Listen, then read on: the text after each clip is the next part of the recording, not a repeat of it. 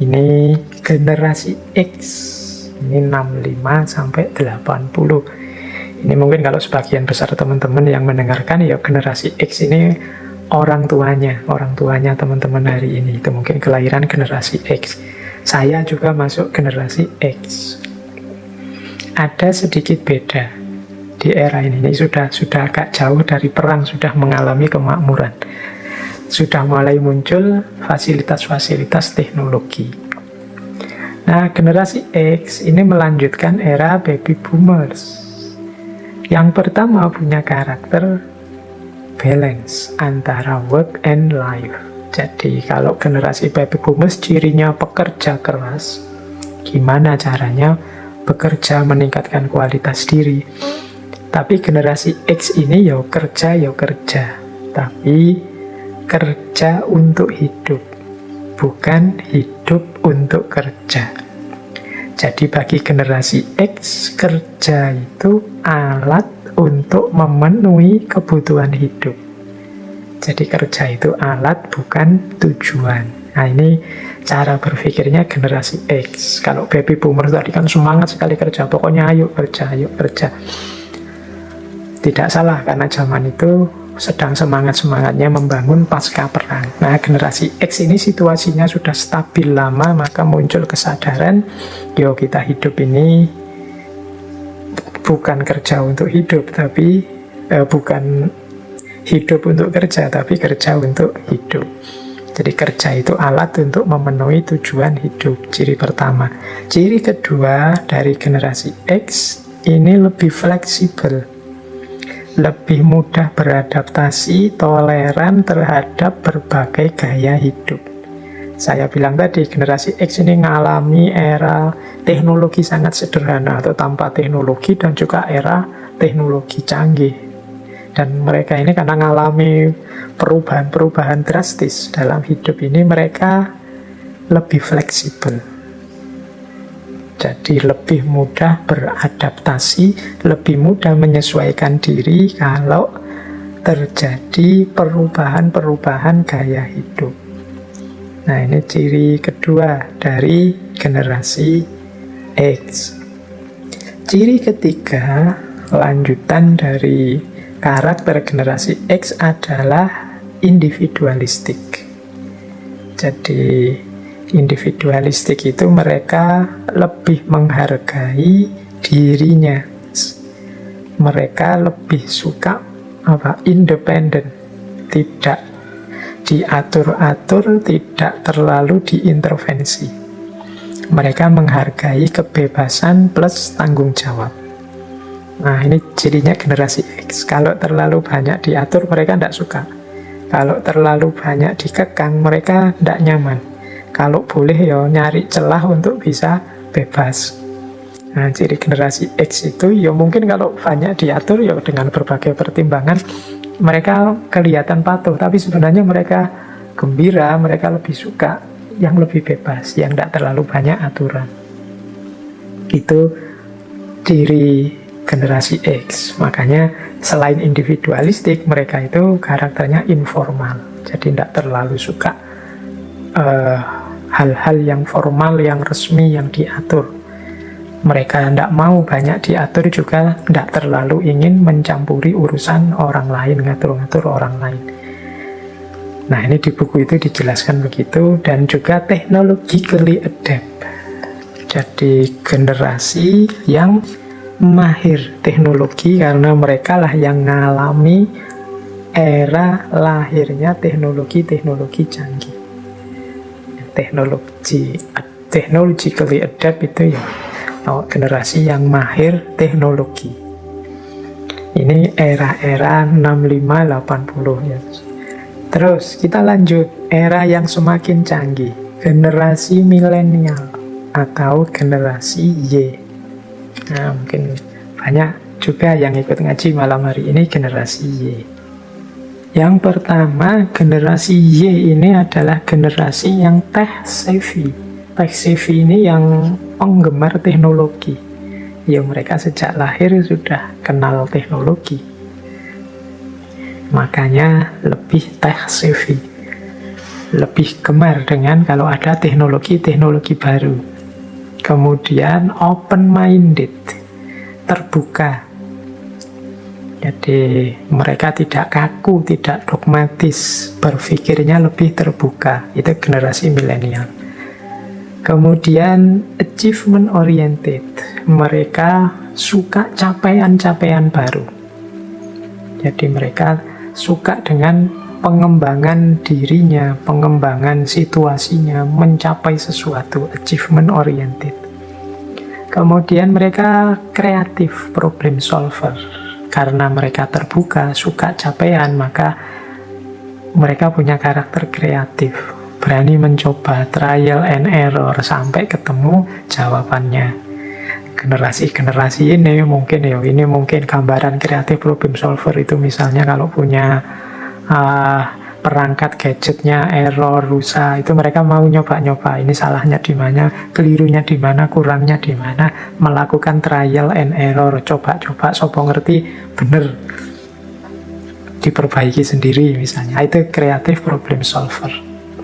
Kemudian yang kelima, social buff. Social buff ini suka dengan relasi sosial. Jadi mereka senang dengan komunitas-komunitas. Mereka mungkin suka membuat komunitas-komunitas sesuai versi, sesuai passion mereka masing-masing. Ini namanya social buff. Kemudian mereka ini generasi yang cirinya easily bored, mudah bosan. Jadi karena itu mereka ini terus jadi kreatif untuk tidak gampang bosan. Mereka ingin menciptakan hal-hal yang baru. Nah, terus mereka ini self-centered. Self-centered itu membaca segala sesuatu, terpusat pada dirinya, memahami, melakukan segala sesuatu dengan fokus pada dirinya. Ini self-centered. Ini yang mungkin ada positif, ada negatifnya. Dan ada yang bilang generasi Y itu cenderung agak narsis. Ingin tampil, ingin menunjukkan dirinya, apalagi didukung self-centered tadi, terpusat pada diri. Meskipun begitu, mereka ini gemar teknologi, pikirannya terbuka, orientasi hidupnya untuk capaian-capaian dan kreatif, serta suka bersosialisasi. Meskipun mudah bosan, perspektifnya lebih ke perspektif sesuai dirinya dan agak narsis. Ini cirinya generasi Y, generasi milenial. Kita lanjut. Nah, sekarang kalau generasi Z, ini lebih muda lagi. Generasi era 98 sampai 2010. Nah, beberapa mirip dengan generasi milenial, tapi meskipun beberapa ada pendalaman-pendalaman, penyangatan-penyangatan. Misalnya generasi Z ini sosial interaktif, suka melakukan interaksi sosial, termasuk yang melalui teknologi informasi atau yang hari ini kita kenal sosial media.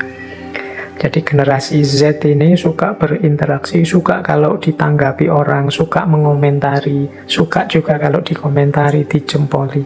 Jadi yang tadi generasi Y yang agak narsis ini diperkuat dengan sosial interaktifnya di generasi Z. Jadi generasi ini, makanya mungkin hari ini adik-adik anak-anak muda kita rame sekali di medsos dan lain-lain, memang karakter eranya begitu, generasi Z. Apalagi mereka ini punya ciri multitasker. Multitaskers itu multitasking. Dia tidak nyaman kalau melakukan kegiatan hanya satu saja. Sukanya double-double. Saya tidak tahu ada enggak teman-teman di sini misalnya pegang HP, nonton TV, di depan laptop ngapain.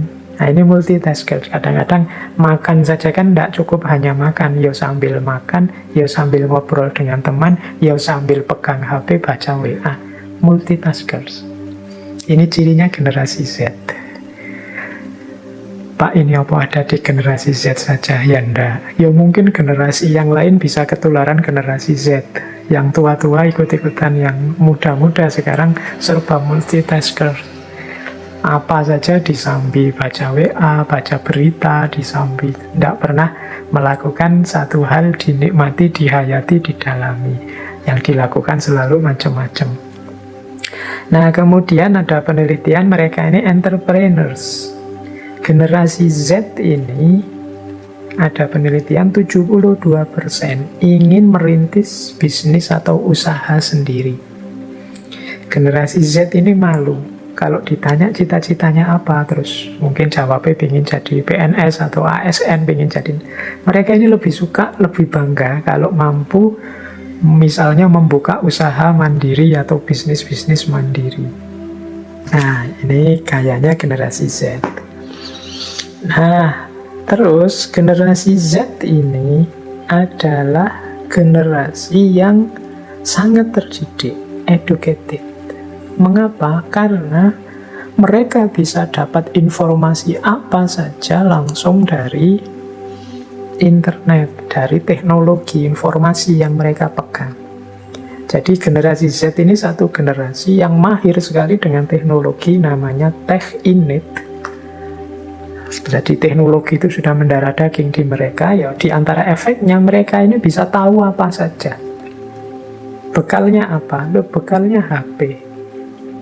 Wah, ini ngeri kalau berhadapan dengan generasi Z. Misalnya sebelum ke dokter misalnya, itu kalau generasi ini itu sudah googling dulu penyakitku ini namanya apa, cirinya apa, kelemahannya apa, obat-obat yang bisa membantu ini. Oh, itu kalau nanti sudah ketemu dokter bisa diskusi sama dokternya, dia tahu macam-macam dari Google. Mungkin mau belanja ya sudah survei harga-harga dulu. Jadi kalau pedagangnya menaikkan harga suka-suka, dia punya data, punya referensi. Ini kemahalan karena harganya kan kalau di marketplace sekitar sekian, ini yang asli sekian, yang KW sekian. Mereka ini ngerti banyak hal. Jadi karena mudah mengakses informasi, itu yang disebut generasi educated, generasi Z. Nah, secara umum kemudian generasi ini banyak yang berkarakter filantropis. Mereka ingin menyumbangkan hal besar, ingin melakukan hal besar untuk dunia, untuk hidup ini. Jadi ini namanya filantropis. Mereka punya idealisme-idealisme yang ingin mereka sumbangkan untuk dunia. Nah, mereka ini digital native dan tech innate seperti saya bilang tadi. Mereka generasi yang tidak bisa membayangkan hidup ini tanpa teknologi. Jadi beda dengan generasi saya misalnya. Ya, kalau generasi saya waktu kecil di desa saya belum ada listrik. Kemudian ngalami ada listrik. Dari radio nanti ngalami dari nonton TV, misalnya nonton film, zaman dulu ada model video yang ada kaset beta, itu kasetnya besar itu, kemudian ada era VCD, ada era DVD, ada era itu kan zaman saya generasi. Tapi generasi Z ini mereka sudah lahir ketika teknologi sudah sangat canggih. Makanya mereka tidak membayangkan, sulit membayangkan hidup yang tanpa teknologi. Ini generasi Z. Di antara kelemahannya, ya kalau generasi Z ini less focused. Jadi karena sukanya multitaskers, mereka ini sulit kalau disuruh fokus pada satu hal. Jadi kita harus sering-sering mengingatkan. Ada penelitian yang bilang generasi ini span attention itu fokus perhatiannya itu bertahan hanya sekitar 8 detik. Jadi mereka bisa fokus pada sesuatu secara serius. Itu ada yang bilang kalau generasi Z ini hanya 8 detik. Setelah itu mungkin mereka noleh sana, noleh sini, ingin melakukan hal lain selain yang sedang dilakukan tadi. Jadi ini generasi Z ini dia harus sering diingatkan untuk fokus. Belajar misalnya, pegang laptop ingin belajar, begitu laptop di depannya, tidak jadi belajar, malah mungkin buka buku pelajarannya sebentar, tapi terus buka-buka yang lain. Ini karena di antara karakternya multitaskers. Nah, ini generasi Z. Nah, generasi Z ini anak-anak yang mungkin hari ini kuliah. Nah, yang terakhir ada generasi Alpha. Generasi Alpha ini ya jauh lebih canggih peradabannya dibandingkan anak-anak dari generasi Z. Kalau tadi generasi Z tidak membayangkan hidup yang tanpa teknologi, generasi Alpha ini ya sudah lebih jauh dari itu. Mereka sudah, teknologi itu jadi habitnya. Jadi sejak kecil sudah akrab dengan teknologi. Mungkin sejak bayi sudah dikelilingi oleh perangkat teknologi canggih. Ini generasi Alpha sudah. Jadi sudah jadi habitnya. Kalau tadi generasi Z kan teknologi itu sudah jadi innate-nya. Kalau generasi Y kan tech savvy. Teknologi jadi kegemarannya. Kalau generasi X itu teknologi jadi keahliannya. Jadi dari generasi X teknologi jadi keahlian, kalau di generasi Y teknologi jadi kegemaran, kalau di generasi Z teknologi jadi bagian dari hidup yang tidak terpisahkan. Di generasi Alpha teknologi menjadi habit, jadi kebiasaan hidup sudah. Nah, tentu saja karena mereka akrab dengan teknologi seperti generasi Z tadi, mereka ini cerdas, ngerti banyak hal. Bahkan seperti hari ini kan banyak isu mulai muncul bahwa pendidikan-pendidikan formal itu pelan-pelan perannya mulai tergeser. Hari ini orang lebih melihat kemampuan-kemampuan, penguasaan-penguasaan pengetahuan maupun keterampilan dibandingkan formalitas pendidikan. Karena orang mulai sadar, banyak orang bisa macam-macam tanpa harus melalui formalitas pendidikan sekolah.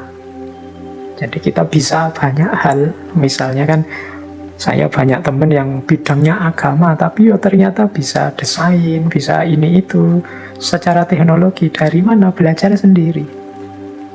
Karena fasilitas untuk belajar mandiri secara online, secara digital lewat internet itu ya hari ini luar biasa. Dan ini ciri generasi Alpha. Nah, kemudian generasi Alpha, ini 2010 sampai hari ini punya perilaku bermain yang berbeda. Generasi Alpha ini tidak seperti generasi-generasi sebelumnya, mainnya 90% di dalam rumah. Permainan-permainannya generasi Alpha jangan dibayangkan sama dengan permainan-permainan game kita dulu, meskipun game yang pakai teknologi, pakai laptop atau pakai komputer zaman dulu, mereka jauh lebih canggih permainannya. Anak-anak gamers mesti ngerti. Jadi mereka ini gamers, anak-anak yang punya ketertarikan terhadap permainan canggih yang luar biasa.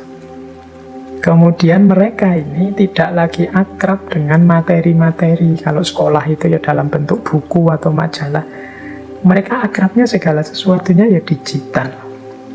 Jadi apa-apanya ya digital. Jadi mereka ini sudah sosok yang sama sekali berbeda dengan era saya.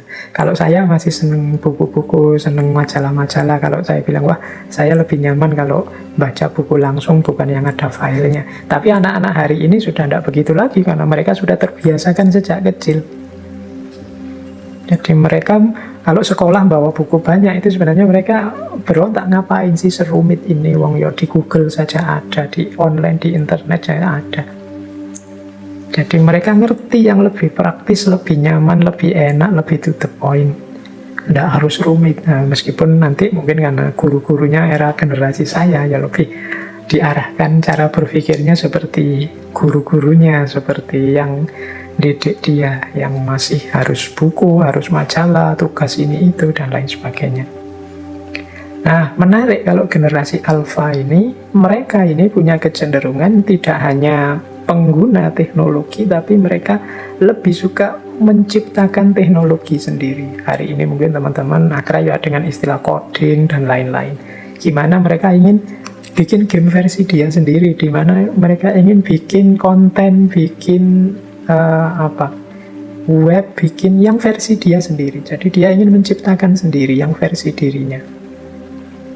Dan yang terakhir, generasi alpha itu ini terkena sindrom kecepatan, seperti dulu pernah kita bahas ya tentang filsafat kecepatan era postmodern di Paul Villario. Mereka juga cara berpikirnya ingin cepat dan instan, nyari yang praktis, tidak harus bulat, tidak harus ruwet. Kalau misalnya dia punya barang rusak misalnya, ya kalau generasi alpha mending beli baru daripada menghabiskan biaya lebih banyak untuk memperbaiki. Kalau kita, zaman saya mungkin dicoba-coba di otak-atik, siapa tahu bisa, siapa tahu itu. Kalau generasi alpha ini, mereka tidak suka terlalu yang seperti itu. Mereka sukanya ya sudah, rusak ya diserviskan sana. Kalau tidak memadai ya beli lagi baru saja. Ngapain sih kita nyoba-nyoba untuk memperbaiki, wong kita bukan ahlinya, bukan bidangnya, nanti malah habis tenaga, habis biaya, sia-sia. Nah, itu cara berpikirnya generasi alpha. Jadi mereka inginnya yang logis saja, cepat, instan, segera selesai. Jadi, nah ada sedikit-sedikit beda bisa kita rasakan antar generasi ini. Generasi alpha, ke belakang ada generasi Z, ke belakang ada generasi Y, ke belakang ada generasi X, kemudian ada baby boomers. Karakter dan gaya hidupnya meskipun tidak berbeda sama sekali, ada ketidaksamaan. Gap antar generasi ini kadang-kadang bisa muncul masalah. Orang tua dengan anaknya, guru dengan muridnya. Ini harusnya kalau disadari betapa setiap orang itu, setiap generasi itu karakternya beda, mungkin lebih mudah bagi dunia pendidikan untuk gimana membentuk generasi-generasi ini sesuai ideal yang diinginkan, sesuai karakternya. Baik, kita lanjutkan ya. Ya nanti kalau teman-teman ini masih belum terlalu paham, bisa dibaca bukunya atau rekamannya diulang-ulang sampai muncul inspirasi baru. Kita lihat, karena kita tadi fokusnya bagaimana karakter generasi ini dan cara mendidiknya menjadi sosok yang ideal sehingga kita mengenali diri kita masing-masing. Kita lihat dari aspek belajar. Menarik ya, kalau tiap generasi itu punya persepsi sendiri-sendiri tentang yang dikenal dengan belajar. Jadi ini catatan saya dari generasi-generasi ini tentang belajar. Belajar itu kan bagaimana mereka meningkatkan kapasitas diri mereka yang bolak-balik kita sarankan. Kalau generasi tradisionalis itu lebih suka memandang belajar itu sebagai kewajiban. Jadi, kita harus belajar karena memang kewajiban kita belajar, cari ilmu, kan begitu. Nah, ini banyak ditemukan di gaya-gaya tradisionalis. Jadi, era-era veteran, era-era klasik lama. Berbeda dengan era boomers. Boomers ini, yang baby boomers tadi, mereka ini lebih melihat belajar itu adalah jalan untuk mewujudkan cita-cita. Jadi, saya punya cita-cita ini, maka jalannya adalah belajar dengan ngisi pengetahuan, keterampilan, sehingga cita-cita itu terwujud. Ini generasi boomers. Jadi meningkatkan pengetahuan, meningkatkan skill, dan lain sebagainya dalam rangka mewujudkan cita-cita. Ini gaya boomers. Nah, beda lagi dengan generasi X. Kalau menurut generasi X, belajar itu adalah jalan untuk bisa mendapatkan pekerjaan yang layak dan memenuhi kebutuhan hidup. Jadi lebih pragmatis kalau generasi X.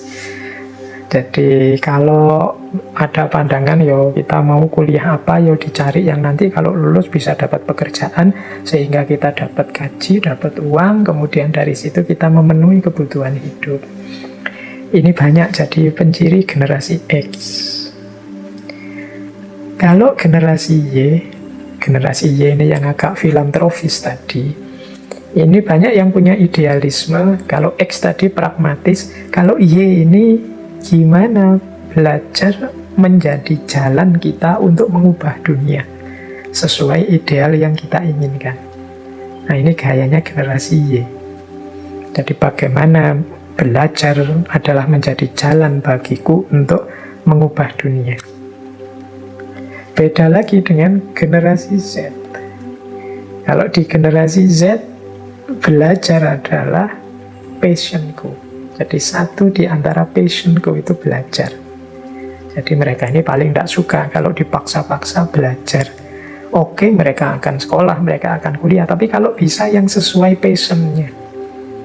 Apakah passion itu nanti bisa dapat pekerjaan atau tidak, bisa mengubah dunia atau tidak, mereka tidak fokus ke situ. Yang penting ini memang jiwaku sesuai dengan dorongan hatiku. Ini generasi Z. Kalau generasi Alpha, beda lagi. Bagi mereka belajar itu ya gaya hidup. Jadi salah satu gaya hidup atau pola hidup yang bisa direkayasa, bisa diatur, bisa dimodifikasi sesuai keinginan kita. Jadi tidak harus diseragamkan semua sekolah atau semua harus kuliah dan macam-macam. Jadi bagi generasi Alpha, yo belajar lebih dilihat pada aspek fungsionalnya, lebih pada ini gaya-gaya. Saya ingin gaya hidup yang coraknya selalu belajar. Saya ingin, jadi dia bagian dari gaya hidup, pola hidup, yang itu bisa jadi tidak sama di setiap orang. Jadi bagi tradisionalis belajar itu kewajiban. Kalau bagi boomers belajar itu untuk mewujudkan cita-cita, memposisikan diri sesuai keinginan. Kalau generasi X lebih pragmatis untuk memenuhi kebutuhan-kebutuhan hidup. Kalau generasi Y idealis, bagaimana belajar menjadi bagian kita untuk mengubah dunia. Generasi Z menganggap belajar adalah bagian dari passionnya. Jadi satu di antara passionnya. Kalau generasi Alpha menganggap belajar itu sebagai gaya hidup. Ini tesis. Tesis itu maksudnya ya jawaban sementara. Teman-teman boleh menganalisis, menginternalisasi, aku begitu ndak. Ya karena teori apapun tentang manusia itu ya ndak ada yang bisa mencakup semuanya. Pasti selalu ada pengecualian-pengecualian, atau justru teori ini sendiri pengecualian. Baik, kita lanjutkan. Paling tidak kan ini bahan kita untuk melakukan introspeksi diri, atau seandainya ada teman-teman yang ikut ngaji malam hari ini kebetulan kok ya guru, kok ya mengajar, coba perhatikan generasi-generasi ini. Misalnya kita ngajar generasi Z, ya bagaimana upaya kita untuk menumbuhkan passion di hati anak didik kita untuk belajar. Atau generasi Alpha, ya kita tunjukkan betapa asiknya gaya hidup yang namanya belajar ini, betapa menariknya dan lain sebagainya. Ini penting bagi para pengajar, para pendidik generasi hari ini. Baik, saya lanjutkan. Ini masih ada hubungannya dengan internalisasi, membentuk kepribadian, mendidik generasi dengan ciri-ciri tadi. Generasi X itu fokus pada hasil. Maka kalau teman-teman kok pas ngajar generasi X, kalau generasi X sekarang ada yang kuliah lagi atau sekolah lagi, itu gaya generasi X itu pada hasil. Jadi kita tunjukkan hasil pentingnya apa. Kalau sampean belajar ini nanti dapat ini. Kemudian make learning experiential. Jadi tampakkan bagaimana manfaat faedah dari belajar itu, termasuk untuk problem solving. Nah, generasi X itu control over own learning. Jadi lebih mudah kalau mereka disuruh belajar sendiri, diberi tugas-tugas, diberi batasan-batasan, baca buku ini, yang tidak beda dengan generasi boomer yang suka dihadiri langsung, kemudian mungkin ya setengah diceramahi seperti sekolah-sekolah zaman dulu. Nah, tapi kalau generasi X ini suka kalau dipancing untuk berpikir sendiri, belajar sendiri. Mereka suka parallel thinking, Parallel thinking itu banyak orang misalnya kemudian menyelesaikan satu problem, memikirkan satu masalah bersama-sama. Kemudian generasi X itu suka kalau dipancing sehingga mereka jadi berpikir. Maka beri key point. Jadi keyword. Jadi kata-kata kunci untuk mereka dalami. Nah, kemudian kalau generasi X itu fleksibel in scheduling. Jadi jangan terlalu kaku dengan jadwal. Untuk generasi X ya, mungkin agak beda dengan generasi baby boomers. Baik, kita lanjutkan biar nanti waktunya nyampe. Beda lagi dengan generasi Y. Nah, cirinya apa generasi Y? Boleh lagi diulang lagi nanti rekamannya. Generasi Y ini kan ada agak idealis tadi, ingin mengubah dunia. Nah, di sini penting bagi para pengajar kalau ngajar generasi Y itu dengan sistem edutainment, learn and fun. Gimana kita membuat suasana belajar yang kreatif.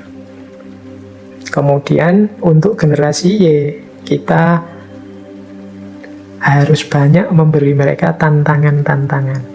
Mistakes itu ya enggak apa-apa, kita beri ujian, tantangan, mereka akan belajar dari kesalahan-kesalahan yang mereka lakukan untuk meningkatkan skill mereka.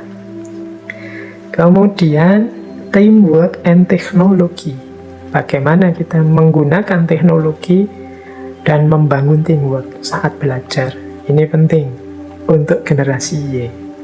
Generasi Y juga suka dengan discovery and mystery of unsolved equations.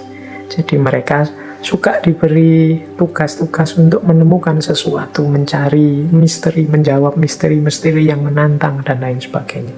Soal-soal tak terjawab dan lain sebagainya.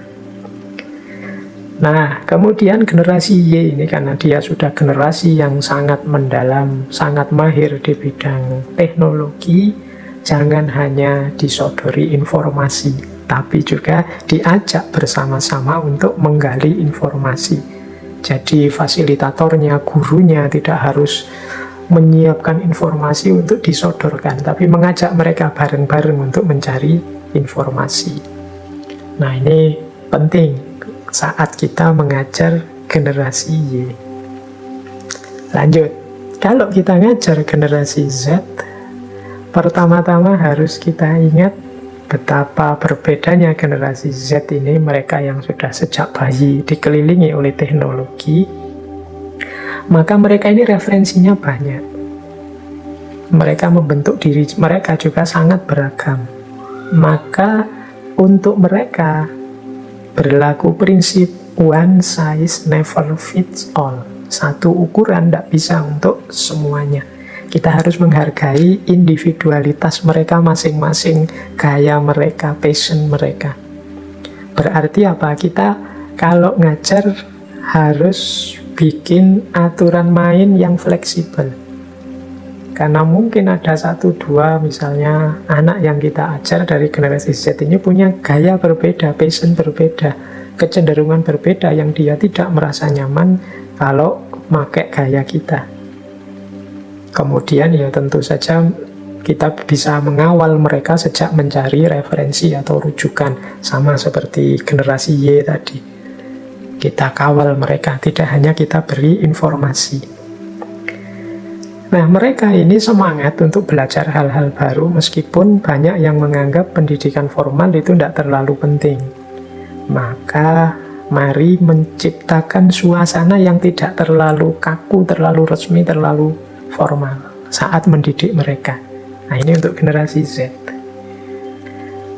Terus mereka ini ingin tadi ya, idealismenya untuk mengubah dunia. Bagaimana mereka bisa menciptakan dunia yang berbeda, maka kita tunjukkan bagaimana mereka bisa berkontribusi untuk dunia. Tunjukkan ini penting untuk dunia kita, itu bisa mengubah dunia kita, dan lain sebagainya. Kemudian hindari aktivitas yang monoton. Mereka ini mudah bosan karena mereka tahu banyak hal yang asik dari teknologinya, sehingga kalau kita monoton saja untuk jangka panjang gitu-gitu saja, ya mereka akan bosan. Biarkan mereka jadi co-creators. Mereka jadi pencipta dari pengalaman mereka sendiri. Jadi buat peluang-peluang biar mereka mengalami hal-hal yang mereka bisa belajar dari sana. Dan tentu saja jangan sampai ngajar mereka itu hanya ceramah. Mereka ini generasi yang sudah akrab dengan teknologi, maka penting gambar, audio, dan lain sebagainya saat ngajar mereka. Nah, generasi alfa ini generasi yang paling muda. Tentu saja ngajar mereka itu mau tidak mau harus dengan teknologi yang canggih yang membuat mereka menarik dengan visualisasi menarik. Dan mari kita berinovasi saat ngajar mereka yang membuat mereka ingin tahu, sehingga mereka terus penasaran dan ingin mengejar informasi sendiri. Kemudian mungkin gurunya bisa merancang satu rencana belajar yang menarik mereka. Mungkin tema ini, tema itu dijelaskan sisi menariknya di mana sehingga mereka tertarik untuk belajar sendiri, menggali sendiri dari peta kajian yang sudah kita dapat. Nah, penting untuk generasi alfa ini karena mereka hidupnya sudah sangat asik dengan teknologinya, maka mengajar generasi alfa penting juga kita sisipkan social skill. Jadi bagaimana mereka mampu menghidupkan passion hubungan sosial, karena mereka ini cenderung individual. Aktivitasnya di rumah saja, main dengan gadgetnya.